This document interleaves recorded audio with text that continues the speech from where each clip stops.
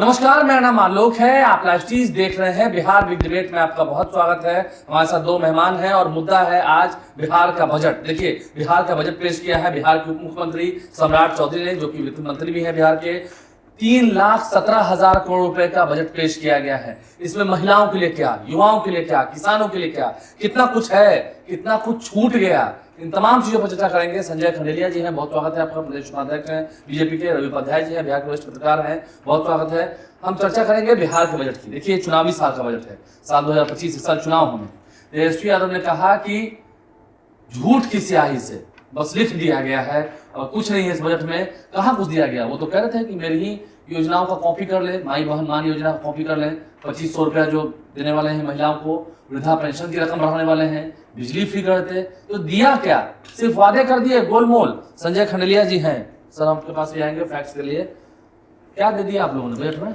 देखिए, ये जो बजट है, बिहार का जो बजट है, वो विशेष तौर पे महिलाओं के लिए, युवाओं के लिए, किसानों के लिए, सब्जी उत्पादन करने वालों के लिए, सबके लिए इसमें समेकित रूप से अलग अलग प्रावधान किए गए हैं, अलग अलग चीजों को समाहित किया गया है। और आप देखेंगे बड़े स्पष्ट तौर पे जो हमारे अनुसूचित जाति जनजाति के जो छात्र हैं, उनके जो क्लास कक्षा प्रथम से लेकर कक्षा 10वीं तक की जो छात्रवृत्ति की राशि थी, उसको दोगुना करने का काम किया गया है। जो हमारे पिछड़ा वर्ग के बच्चे थे, जिनकी छात्रवृत्ति की राशि जो थी, उस छात्रवृत्ति की राशि को दोगुना करने का काम किया गया।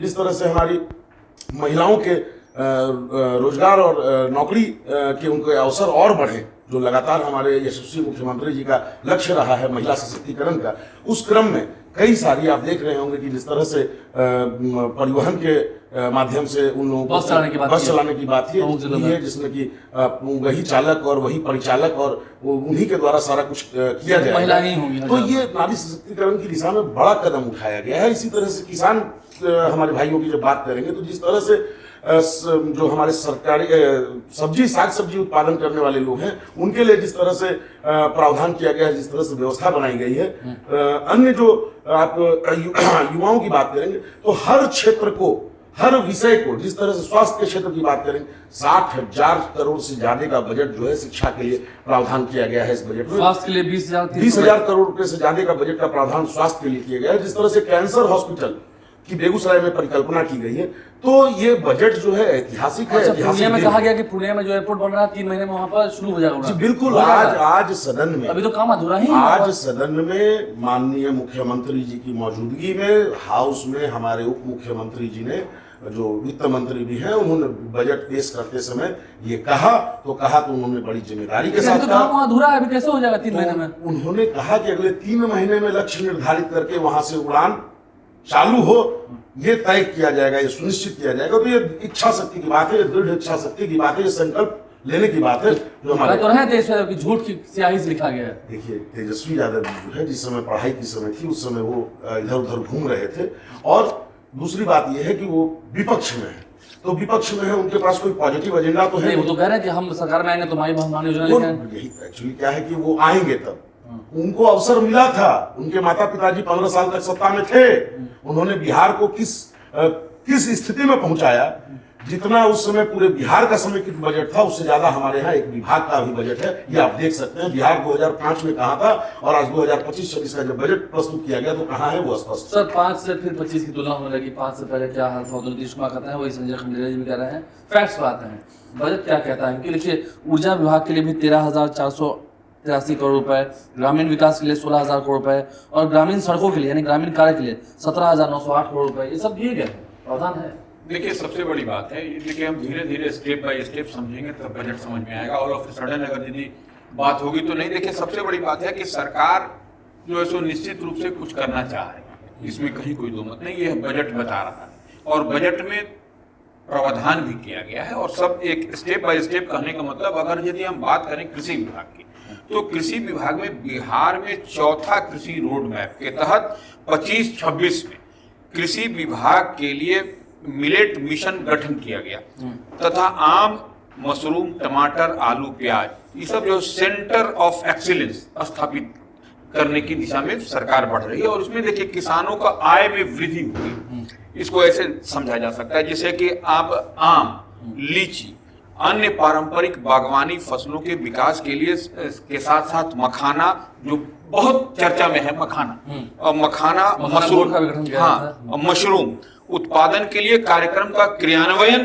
किया जा रहा है। कैसे कैसे इसको होगा। और पहली बार बिहार में खरीफ मौसम में प्याज की खेती, यह सबसे देखिए ध्यान देने वाली बात है। आप इसको रिजेक्ट कर दीजिए, कह दीजिए वो अलग विषय है, लेकिन यह ऑन रिकॉर्ड है। यह बात सदन में आज जो है सो उप मुख्यमंत्री सह वित्त मंत्री सम्राट चौधरी ने कहा है। पहली बार बिहार में खरीफ मौसम में प्याज की खेती 500 हेक्टेयर में हुई है और मशरूम उत्पादन योजना के लिए इस क्षेत्र में बिहार देश में प्रथम स्थान पर पहुंच गया है। यह एक बड़ी बात है। और कृषि रोडमैप के सफल कार्यान्वयन के लिए गेहूं की उत्पादकता, गेहूं का जो प्रोडक्शन है वो लगभग दोगुना हुआ तथा मक्का की 2.5 गुना बढ़ी है। तो यह एक अचीवमेंट है बिहार का। और इसी तरह फल सब्जी के उत्पादन और उत्पादकता में भी तेजी बनी वृद्धि हुई है। तो यह एक आप तो ये इससे बिहार का आप मेजर कर सकते हैं कि बिहार कहाँ भागता हुआ दिखाई पड़ रहा है। उतनी खरीद बिक्री भी हो रही है, हाँ, उतना उत्पादन हो रहा है। तो वही हम कर रहे हैं। जैसे कि बिहार में सुधा का दूध की बात हम कहते हैं, सुधा के विपणन केंद्रों की संख्या में लगातार वृद्धि हो रही है और कॉम्फेड द्वारा राज्य के सभी प्रखंडों में बिक्री केंद्र स्थापना की जा रही है। अब देखिए आइए, अब महिला की हम लोग बात कह रहे थे, या पर्यटन के लिए थोड़ा सा हम लोग समझ लें। अभी देखिए क्या है, पर्व त्योहार का की बात होती है तो महिलाओं द्वारा संचालित छठ पूजा के अवसर पर धार्मिक पर्यटन योजनाओं की शुरुआत करने जा रही है बिहार सरकार। तो यह एक बड़ी बात है। इसमें होम स्टे जो आप बाहर जाते हैं, बाहर के प्रदेशों में हिमाचल या कहीं पर भी आप शिमला या जो भी माने आप जाते हैं, तो होम स्टे को बढ़ावा दिया जाता है। यहाँ पर भी होम स्टे को प्रोत्साहित करने के लिए राज्य सरकार हर संभव मदद करने के लिए इसमें महिलाओं को पर्यटन गाइड के रूप में भी इस बार जो है सो जोड़ा गया है कि महिला ही जो है सो पर्यटन गाइड होगी। अब जैसे कई लोग होता था कि भाई महिला है, महिला जा रही है तो वहां पर पुरुष है तो गाइड तो नहीं। अब इस बार जो है सो महिला ही पर्यटन गाइड होगी, यह भी स्पेसिफिकली। और दूसरी आप सबसे बड़ी बात देखिए, नीतीश कुमार की क्या महत्वाकांक्षी योजना थी, एनडीए सरकार की, कह लीजिए कि कहीं से भी आप राज्य के किसी कोने से आप पटना पहुंचे 5 घंटे का था। अब इसको 2027 तक 4 घंटे में करने का टारगेट रखा गया। किसी भी कोना से आप चलिए, 4 सड़कों का सुदृढ़ीकरण करना होगा। हाँ, तो ये इसमें कहा गया है कि राजधानी समस्त सभी जिला मुख्यालय को 4 लेन सड़क से जोड़ा जाएगा। 2027 तक का टारगेट रखा गया। तो यह एक बहुत बड़ी बात है। लेकिन जो होता ना, एक प्रचलन है मुफ्त में देना या कुछ रेवड़ी बांटना या कुछ देना, वैसे तो कुछ नहीं दिया। नहीं, देखिए मुफ्त का खाते खाते वो अंग्रेज वाला सिस्टम हटा नहीं, प्रधानमंत्री तो मुफ्त से दे रहे हैं अनाज।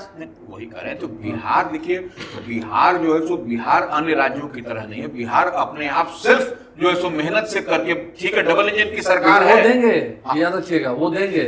तेजस्वी यादव ने घोषणा किया कि वो देंगे। देखिए तेजस्वी यादव ठीक है, वो नेता प्रतिपक्ष है, वो अब लेकिन देखिए एक चीज और समझ लीजिए, बिहार में एक कैंसर अस्पताल की स्थापना की बेगूसराय में, यह समझ लीजिए। और देखिए आप छात्रों के भविष्य की बात अभी कह रहे थे रडिलिया जी, हम उसी बात पर आ रहे हैं कि देखिए मुख्यमंत्री पिछड़ा वर्ग एवं अत्यंत पिछड़ा वर्ग प्री मैट्रिक छात्रवृत्ति योजना, ये अंतर्गत राज्य के सरकारी विद्यालय तमाम जगह विद्यालयों में कक्षा 1 से 10 तक अध्ययनरत माने स्टडी करने वाले पिछड़ा वर्ग, अत्यंत पिछड़ा वर्ग के छात्र छात्राओं की छात्रवृत्ति दर को जस्ट डबल कर दिया गया। 1000 था, 2000 हो गया, जिस पर प्रति वर्ष 87.77 करोड़ रुपए का व्यय लगभग खर्च होगा। एकदम ऑन रिकॉर्ड हम बात कर रहे हैं। तो ये एक बात हम आपको रुकेंगे यहाँ पर। जितना ठीक है जो इन्होंने डेटा गिनवाया है वो सही भी है, इसमें हम नहीं करें कि कोई झूठ लपाट है, जो सरकार ने घोषणा की है। लेकिन आप लोगों ने फिर हम कह रहे हैं कंपटीशन तो होगा ना,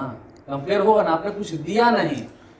देखिए हम मुफ्त रेवड़ी की बात कर रहे हैं। बिहार के बजट में आप जब देखेंगे, अभी बता रहे थे भाई साहब कि जैसे ही इसको बिहार के बजट की थीम को दृष्टिगत करेंगे तो आप बड़ा स्पष्ट पाएंगे कि किस तरह से महिलाओं के, युवाओं के, किसानों के और इंफ्रास्ट्रक्चर डेवलपमेंट, हेल्थ का सेक्टर और एजुकेशन का सेक्टर तो किस तरह से चिन्हित करके, कर्णांकित करके उस पर प्रावधान किए गए हैं। आज एक बड़ी चीज है शिक्षा के क्षेत्र में, जितने हमारे अनुमंडल है और वहाँ डिग्री कॉलेज नहीं है, तो ये निर्णय लिया गया कि सरकारी या निजी तौर पे जिस तरह से भी हो एक लक्ष्य निर्धारित करके क्रमबद्ध तरीके से उन सारे अनुमंडलों में डिग्री कॉलेज खोले जाएंगे।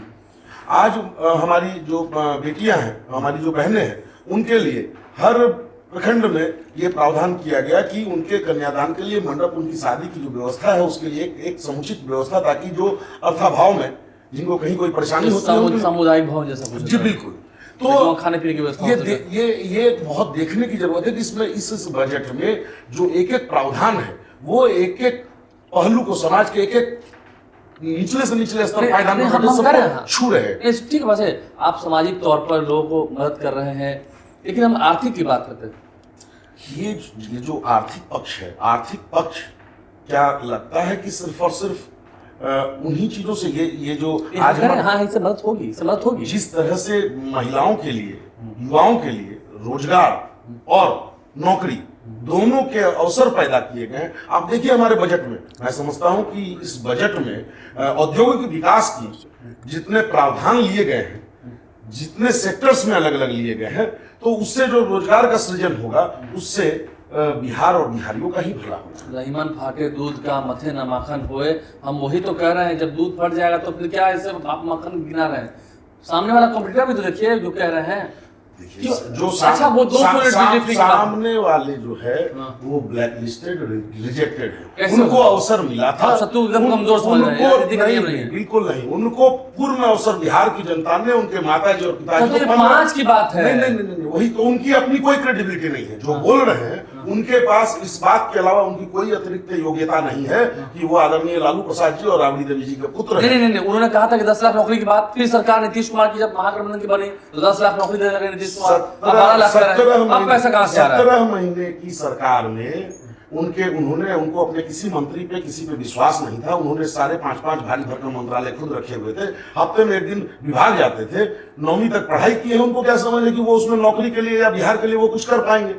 उनको तो विश्वास ही नहीं था ना अपने किसी मंत्री पे कि वो उनको देते। उन्होंने सारे मंत्रालय अपने पास रखे, सारे विभाग अपने पास रखे हुए थे। कुछ नहीं, वो तो टाइम पास कर रहे थे और सिर्फ एक जो उनके डीएनए में है कि किस तरह से बिहार और बिहारवासियों के विकास की जो राशि है उसको किस तरह से लूटा जाए, उसी में लगे हुए थे। वो जनता को कह रहे हैं कि 200 यूनिट बिजली फ्री देंगे, जनता तो मानेगी ना? नहीं, जनता जान चुकी है। जनता उस परिवार का जो चरित्र है, चाल चरित्र, वो कह रहे हैं नहीं देंगे। नहीं, जनता उस परिवार का जो नहीं देंगे। नहीं, बिल्कुल नहीं देंगे, क्योंकि उन्होंने देना सीखा ही नहीं है। उन्होंने लेना सीखा, उन्होंने नौकरी दी है तो बदले में जमीन ली है।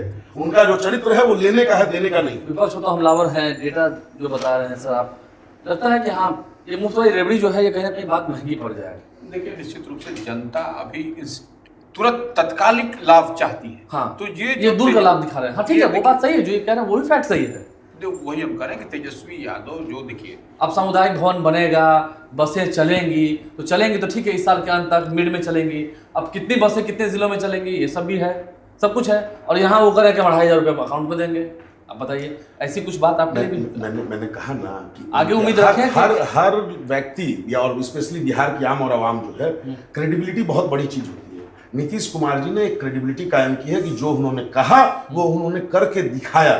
और उसी तरह से उस परिवार की जो क्रेडिबिलिटी है इस मामले में वो सिर्फ लेने की है। और क्या कर रहा है सर डेटा? क्या देखिए, डेटा जैसे हम लोग बात कर रहे हैं स्टूडेंट क्रेडिट कार्ड की, ये स्टूडेंट क्रेडिट कार्ड निश्चित रूप से बहुत ही बेहतर ये है। स्टूडेंट क्रेडिट कार्ड ये लंबे समय से जो बच्चे कि समाज के किसी वर्ग के, उसमें कोई डिवीजन नहीं है कि वो अपर कास्ट का है या फिर वो दलित है, पिछड़ा है, किसी वर्ग का है, उसको स्टूडेंट क्रेडिट कार्ड के माध्यम से आपको पैसे की राशि मिलती है। जस्ट खाली आपको वहां जाकर के तो बहुत बच्चे पढ़ के आगे भी निकले हैं। हाँ, इससे फायदा हुआ है, उच्च शिक्षा भी आप ग्रहण कर रहे हैं, तो ये सबसे बड़ी बात है। और पहले ड्रॉप आउट था। देखिए, हम यही कह रहे हैं कि स्टूडेंट क्रेडिट कार्ड के तहत सुगम ऋण, माने वो उसका इंटरेस्ट भी बहुत कम है, तो ये सबसे बड़ी बात है। और हम इसमें बताना चाह रहे हैं कि वर्ष 23-24 के प्राथमिक स्तर में 168.31 लाख बच्चों का नामांकन दर्ज हुआ था, जिसमें लगभग आधी बालिकाएं हैं। साथ ही ड्रॉप आउट की स्थिति में बहुत सुधार हुआ है। ये हम कह रहे हैं, पहले पैसे के अभाव में नहीं लोग पढ़ पाते थे, तो वो स्टूडेंट क्रेडिट कार्ड के माध्यम से, और यही डेटा बता रहा है 2019-20 से 2023-24 के बीच में प्राथमिक स्तर पर ड्रॉप आउट जो है 14% अंकों की गिरावट दर्ज की गई है। ये सबसे बड़ी बात है। उतना ही नहीं, अब समावेशी विकास का ध्येय भी है और धीरे धीरे यह ड्रॉप आउट कम होता चला जा रहा है। और अब हम बताएंगे 25-26 तक 100 आवासन वाले 49 नए छात्रावासों की स्थापना करने का भी लक्ष्य सरकार ने रखा है और सरकार का ध्येय है कि 247 दीर्घकालिक विकास विजन कोई पीछे न छूट जाए। ये सबसे देखिए, यही धीरे धीरे सरकार कह रही है। और शिक्षकों की नियुक्ति का भी मामला है जो सरकार ने ऑन रिकॉर्ड सदन के टेबल पर किया है कि देखिए क्या है, सरकारी प्रारंभिक एवं माध्यमिक विद्यालयों में 2 चरणों में 2,17,270 अध्यापकों की नियुक्ति की गई है, स्पष्ट है। तीसरे चरण में अब देखिए, तीसरे चरण में राज्य के सरकारी प्रारंभिक एवं माध्यमिक विद्यालयों में 67,800 अध्यापकों की नियुक्ति की कार्य प्रक्रियाधीन ये है। और उसी तरह से 94 प्रधान शिक्षक, 597 प्रधानाध्यापकों की नियुक्ति की प्रक्रियाधीन है। ठीक है, ये सब तो आप डेटा बताया, सही बात है, लेकिन इस बजट में बहुत कुछ छूट भी गया है। फिर हम कह रहे हैं मुफ्त की रेवड़ी ना देना कहीं भारी ना पड़ जाए। हाँ देखिए, निश्चित रूप से और वो देंगे, ये नहीं देंगे, सीधी बात है। देखिए स्पष्ट, देखिए इतनी बात तो दिखाई पड़ रही है चुनाव। आप कह रहे हैं कि हम लोग क्रेडिबिलिटी की बात है, नरेंद्र मोदी भी 5 किलो अनाज दे रहे हैं ना। जब उन्होंने घोषणा की तो वो दे रहे हैं, ये इसकी मोदी की क्या- गारंटी अरे है। भाई इसकी क्या गारंटी है कि नहीं, देश सरकार ये दे देगा? बहुत डिपेंड नहीं, मैया योजना में पैसा नहीं मिला झारखंड में। बहुत डिपेंड करता है। मैया योजना में पैसा नहीं मैंने मिला। कहा ना, बहुत डिपेंड करता है। इनकी क्रेडिबिलिटी यहाँ खत्म हो चुकी है बिहार की जनता के समक्ष, क्योंकि क्या उन्होंने इनका ये अति आत्मविश्वास है, यही जीतेंगे? ये आत्मविश्वास तो है नहीं, कि- हम लोग बजट पे चर्चा कर रहे हैं। यहाँ जीत और हार का विषय नहीं है। हम लोग आज जो विश्लेषण करने के लिए यहाँ नहीं, आए बजट में हैं, तो उसका परिणाम तो होगा ना। नहीं, तो ये जो परिणाम है ना, जो आज नीतीश कुमार जी की सरकार में, एनडीए की सरकार आत्मविश्वास में आपको सही बात है, 2000 आत्मविश्वास है, सही बात है, जनता पर विश्वास सही आलोक बात जी, है। 2005 से 2025 तक का जिस 20 वर्ष के सफर में हम कहां से शुरू हुए थे, और प्रतिवर्ष ऐसा नहीं कि एक बार में कि 2005 में ये था और 2025 में, 2024-25 के बजट से आज हम लगभग 13.5% की वृद्धि के साथ आज हम लोग 38,000 करोड़ की वृद्धि के साथ बजट लेके आए। और नए प्रावधान, जो समाज का वो वर्ग या जो नई चीजें आवश्यक थी, जिस वर्ग को आज चावल की खरीद होती थी, धान की अधिप्राप्ति होती थी एमएसपी पे, आज उसमें ऐड किया गया अरहर उड़द की, उसकी भी अधिप्राप्ति होगी। किनका भला, अंतोगत्वा भला किनका होने वाला है? किसान भाइयों। आज जो सब्जी उत्पादक है उनको जिस तरह से कोऑपरेटिव और सारे सिस्टम के माध्यम से लाया जा रहा है, किनका बिजली का दर क्या था 2005 में, अब क्या है, बढ़ा है कि नहीं बढ़ा है? बिजली आती कितने घंटे थी और बिजली अभी कितने घंटे आती है, ये विषय है ना। लालटेन के दौर से, उस दौर की जब बात 2005 की बात कीजिएगा तो बिजली कहाँ, रेट चाहे जो हो लेकिन बिजली थी कहाँ? लालटेन लेके बिजली ढूंढनी पड़ती थी।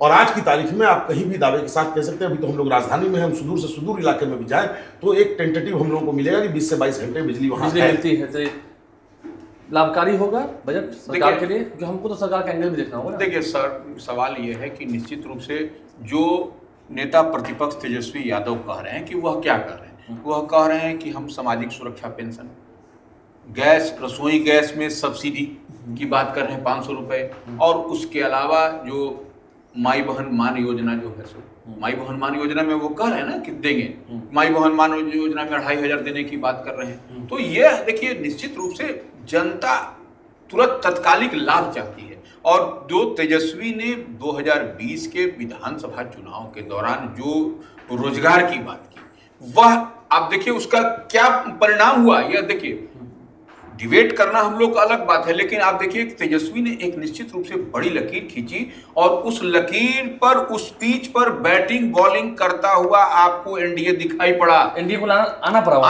उसी वही हम कह रहे हैं। देखिए, इस बात को कहीं न कहीं जो एनडीए के थिंक टैंक हैं, जो भी हैं, उनको इस बात पर समझना पड़ेगा कि क्या, पहले तो क्या होता था, विकास विकास, लेकिन विकास अब देखिए नौकरी रोजगार की बात होने लगी बिहार में। सर्वे में बेरोजगारी सबसे बड़ा मुद्दा था। वही करें, भ्रष्टाचार नहीं है। सी वोटर का जो सर्वे आया, अभी ताजा सर्वे, करप्शन तो हर स्टेट में है, ठीक है, उसके लिए कहते हैं सभी लंबा लंबा भाषण देते हैं, लेकिन करप्शन है हर स्टेट में, चाहे किसी की भी सरकार है। बोला ये नहीं कह रहे हैं कि यूपीए की सरकार में भ्रष्टाचार नहीं था, उस वक्त भी भ्रष्टाचार था, आज भी भ्रष्टाचार है। तो लेकिन करप्शन मुद्दा नहीं है ना, उसमें मुद्दा यहाँ बेरोजगारी है, महंगाई है।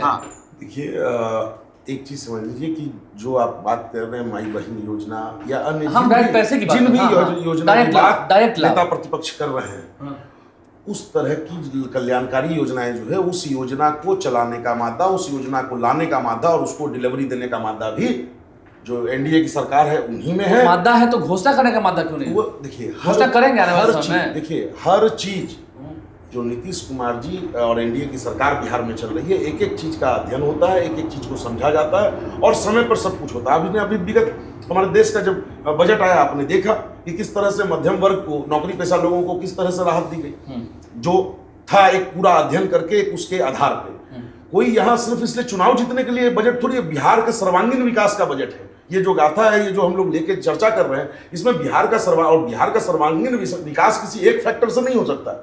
सर्वांगीण विकास तभी होगा किसी राज्य का जब उसमें समेकित रूप से सभी विषयों को, सभी पक्षों को, सभी हमारे युवा, महिला, किसान, जब तक उनका नहीं होगा विकास, तब तक कभी भी बिहार वासियों का विकास नहीं हो सकता। तो देखिए, नए बिहार की कल्पना हो रही है। बहुत शुक्रिया आप दोनों मेहमानों का। आज की डिबेट में बस इतना ही। जो बात रखी है, डायरेक्ट फायदा पहुंचाना था जनता को, डायरेक्ट नहीं पहुंचा रहे, लेकिन हाँ, सर्वांगीण विकास की बात कर रहे हैं, चहुमुखी विकास की बात कर रहे हैं। देखना होगा जनता किसके वायदों पर ज़्यादा विश्वास करती है। विश्वास की बात है, जहाँ विश्वास वहाँ वोट, वहाँ जीत। हमारे चैनल को सब्सक्राइब कर लें, साथ साथ फेसबुक पेज भी लाइक करें। आप दोनों मेहमानों को बहुत शुक्रिया, धन्यवाद।